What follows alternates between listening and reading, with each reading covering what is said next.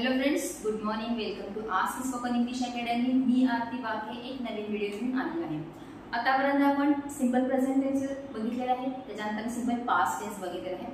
आज आपण simple future टेन्सचे series सुरू करणार आहे. सिरीज इन द सेन्स तुम्हाला माहित आहे एकच टेन्स एकाच व्हिडिओमध्ये कव्हर होत नाही. वेगवेगळ्या प्रकारे सेंटेन्सेस कसे होऊ शकतात, त्याचं स्ट्रक्चर काय आहे, त्याचे क्वेश्चन्स कसे होतात, त्याचे परत डब्ल्यूएच टाइप कसे होतात हे आपण वेगवेगळ्या व्हिडिओमध्ये ऑलरेडी बघितलेले आहे. तसंच आज आपण सुरू करणार आहे सिंपल फ्युचर टेन्सचा पहिला व्हिडिओ आहे. त्याच्यामध्ये आपण त्याचं स्ट्रक्चर वगैरे बघणार आहे. सिंपल प्रेझेंट टेन्स मध्ये आपण सांगितलं की दररोज आपण काय करतो, बरोबर आहे. देन आपण सिंपल पास्ट टेन्स मध्ये की आपण भूतकाळामध्ये काय केलो हे सांगण्यासाठी, आणि आता आपण बघणार आहे सिंपल फ्युचर, त्याच्यामध्ये आपण भविष्य काळामध्ये आपण काय करू हे सांगणार आहे. म्हणजे आपले काही प्लॅनिंग जे आहेत ते सांगण्यासाठी आपण सिंपल फ्युचर टेन्सचा वापर करतो. ऑलरेडी आपण shall be, will be, shall have, will have, shall will हे वेगवेगळे हेल्पिंग वर्ब कसे यूज करायचे हे वेगवेगळ्या व्हिडिओमध्ये बघितले आहे, तुम्ही ते बघू शकता. आज आपण डायरेक्टली ॲज अ टेन्स म्हणून शॅल विल कसा वापरतो ते बघूया. प्रत्येक टेन्सला एक स्ट्रक्चर असतो ॲज यू नो. तसंच सिंपल फ्युचर टेन्स म्हणजे साध्या भविष्यकाळाचं स्ट्रक्चर सुद्धा मी ऑलरेडी लिहिलं आहे. That is a sentence starts with subject as usual. Then shall किंवा विल हे हेल्पिंग वर्ब आपल्याला यूज करायचे आहेत.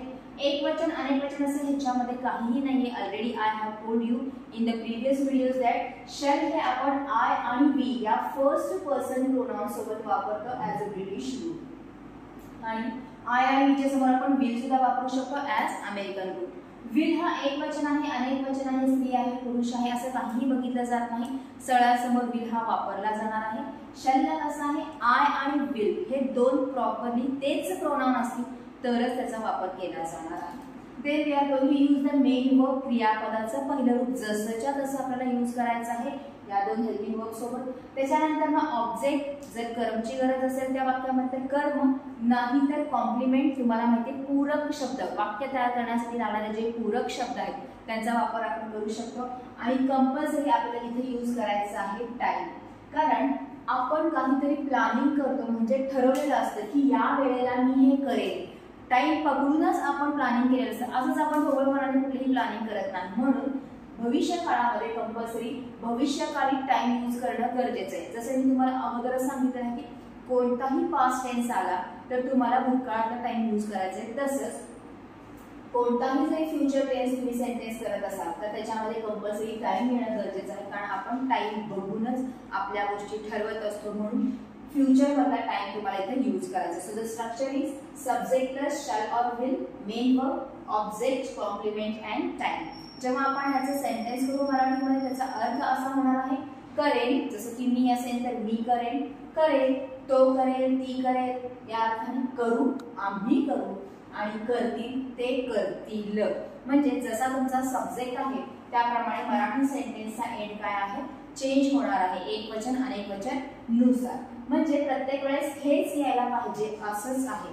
आपण असं म्हणू शकत नाही करणार आहे. This is not the meaning of दिस.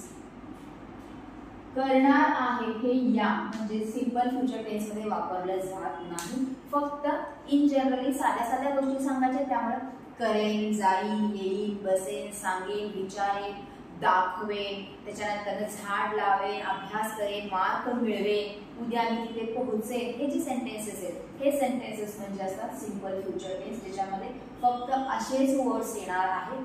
असं करणार आहे, जाणार आहे, येणार आहे, बसणार आहे असे सेंटेन्सेस येणार नाही. Let me see some examples. I shall start cooking at 7 PM. मी 7 वाजता स्वयंपाकाला सुरुवात करेन. त्याच्यामध्ये स्टार्ट हेल्पिंग वर्ब आहे, शॅल हेल्पिंग वर्ब आहे आणि स्टार्ट हे मेन वर्ब आहे. तुम्ही म्हणाल मॅडम तुम्ही कुकिंग पण घेतले नाही की कुकिंग जरी घेतला असला तरी पण तो इथं नाम या अर्थाने घेतलेला आहे, क्रियापद या अर्थाने, स्वयंपाकाला या अर्थाने घेतलेला आहे, स्वयंपाक करत आहे या अर्थाने नाही. सो शॅल आणि स्टार्ट हे काय आहे main core of the sentence आहे. 7 वाजता मी स्वयंपाकाला सुरुवात करेन, सुरुवात करेन. See the end of the sentence. Ramu will learn English in vacation. सुट्टीमध्ये रामू इंग्रजी शिकेल.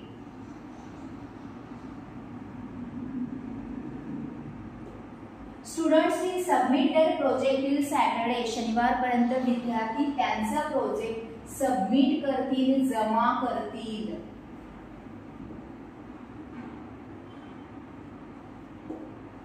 It will rain heavily tonight. आज रात्री खूप पाऊस पडेल. These boys will win this match. ही मुलं जिंकतील.